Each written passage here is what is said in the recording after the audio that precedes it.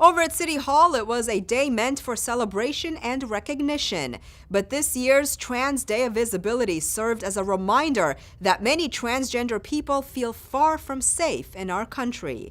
Anna Marcos takes a look. They pray for things that most of us have never had to pray for. Strengthen us and keep us and help us. Oh God, there are forces high and low, and some see themselves as mighty, who would destroy us, who would continue to perpetuate the environment that leads to our murder. These are the leaders of LA's transgender community.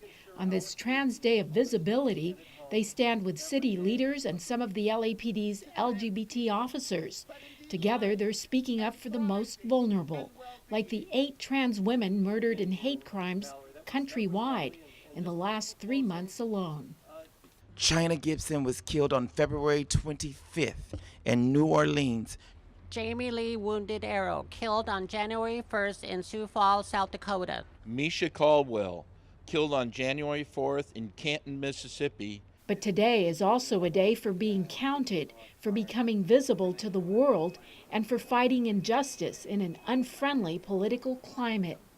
Recently, we learned that Donald Trump eliminated sexual orientation identity from the 2020 census, denying us the funding for critical support services. I identify as a transgender man. My pronouns are he, him, his, and that's how I like to be recognized.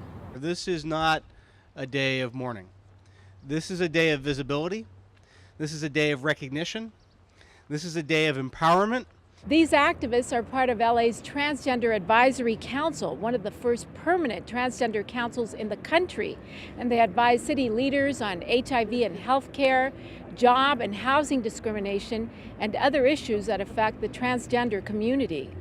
The primary scary experience that I have faced has not been one of violence, but one where I have not been protected on my job. And so when a corporation found out that I was a trans woman, I was instantly terminated.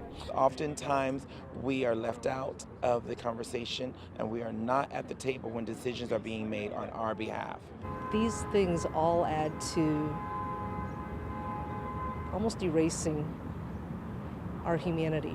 I hope this nightmare will be over soon and we can all achieve our constitutional and God-given right for life, liberty, and pursuit of happiness.